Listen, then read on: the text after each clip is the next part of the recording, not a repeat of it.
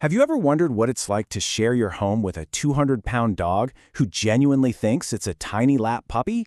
Well, today we are meeting the gentle giants, who will absolutely steal your heart, your entire couch, and probably, let's be honest, your dinner if you're not looking. But we're also going to learn that beyond their amazing size, the real key to earning their lifelong, unwavering loyalty is understanding their silent language.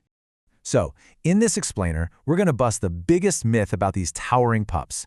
We'll decode their secret language, meet some of the most magnificent breeds from all around the world, and arm you with the must-have tips that every potential owner really needs to know. Okay, let's dive right in with some incredible stats. You know, we're talking about breeds like the English Mastiff. They can tip the scales at over 230 pounds. And then you have the Great Dane, which can literally tower over a person when it's up on its hind legs. And if you really want to understand these magnificent animals, the very first place to look is their eyes. They are a direct window into what's going on in that big head of theirs. Let's just tackle the biggest misconception about giant dogs right off the bat. So many people see their size and they immediately think they must be aggressive. It is time to bust that myth wide open. The myth that just won't go away is that a dog's size equals its aggression level.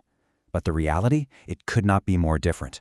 Most of these giant breeds are famously affectionate and loving. I mean, there's a reason they've earned the nickname gentle giants. Their temperament is often the total opposite of their intimidating looks.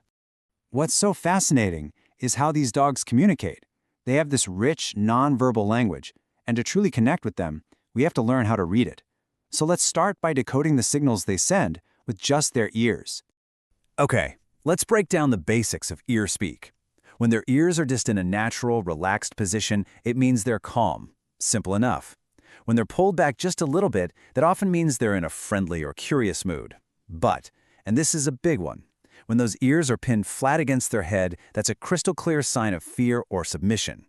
Next up, the eyes. A soft, relaxed gaze means your big buddy feels totally safe and content with you. But if you start to see the whites of their eyes, what's called whale eye, that is a universal sign of anxiety. They're telling you, hey, I feel uncomfortable and I need some space. Now, reading a dog's mouth can be a little tricky. You might see a submissive grin where they pull their lips back, and that's often a sign of appeasement, almost like they're saying, I'm friendly. However, when that same lip curl is paired with a stiff body and a hard stare, it's a completely unmistakable warning to back off. Remember, with dog body language, context is absolutely everything.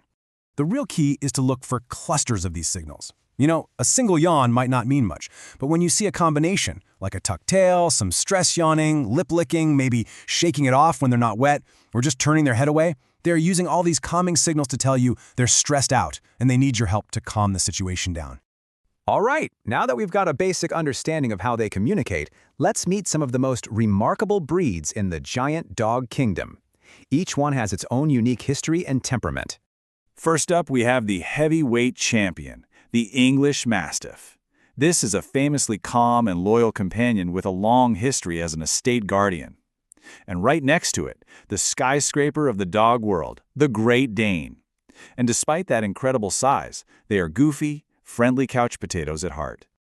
Now meet the Irish Wolfhound. This breed is so ancient it looks like it walked straight out of a Celtic myth, and it was originally bred to hunt wolves. And of course, who doesn't know the heroic Saint Bernard, a legend for its rescue work in the Swiss Alps? That really explains its incredibly gentle and patient nature. Next, we have the majestic Leonberger. It was bred to look like a lion, but it's known for its endless patience and playful spirit with family. And then there's the Newfoundland, a natural-born swimmer developed to help fishermen. Its sweet and nurturing instinct has even earned it the title of nanny dog. Here are two very different kinds of giants. The Tibetan Mastiff is a fluffy, independent guardian who is fiercely devoted to its family but can be a real challenge for a first-time owner. And then you have the elegant Scottish Deerhound, a sighthound with this powerful, built-in instinct to chase just about anything that moves. Okay, let's talk about the serious guardians. Breeds like the Caucasian Shepherd and the Boerboel are not your typical family pets. They're working partners. Their dominant and protective nature means they absolutely require an experienced owner who really understands what they were bred for. So now that you've met some of these incredible breeds, we need to talk about the most critical part of owning one, training. With a 200-pound companion, it is completely non-negotiable. The #1 complaint from giant dog owners is leash pulling. The solution is actually pretty simple, but you have to be consistent. Use a front clip harness. The moment that leash gets tight, you stop walking. Just plant your feet. The second they're slack, you move forward and praise them. They learn really fast that pulling gets them absolutely nowhere. Jumping is just plain dangerous, even when it's meant to be friendly. The key is to teach them they get zero attention for it. So, first step, turn your back and completely ignore them. Second, only give praise when all 4 of their paws are on the floor. And third, train an alternative behavior, like teaching them to sit politely when they greet someone.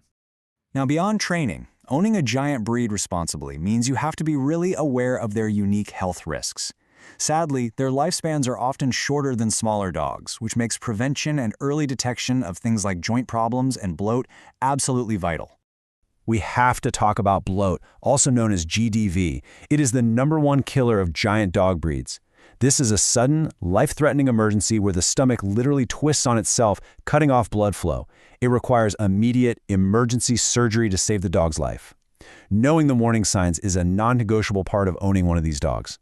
So finally, let's talk about what it's really like to share your life and your home with one of these magnificent animals. And you might be surprised to find out that a giant yard isn't always at the top of the list of requirements. So, what gear do you need for your new giant sidekick? Okay, you'll definitely want food that's made specifically for large breeds, a front clip harness for your walks, a heavy-duty brush for that massive coat, a huge, comfy orthopedic bed for all the lounging they're going to do, and, trust me on this, plenty of towels for the drool. Ultimately, when you learn to read their every single glance, every ear twitch, every tail wag, you build a bond that goes so far beyond words. Understanding their silent communication, that truly becomes your superpower as an owner. It creates a level of trust and loyalty that is just simply unmatched. Look, they ask for patience, they ask for understanding, and they ask for a really, really big couch. But in return, they give more love and devotion than you can possibly imagine. So the only question left is, are you ready to make room for a giant love in your heart and in your home?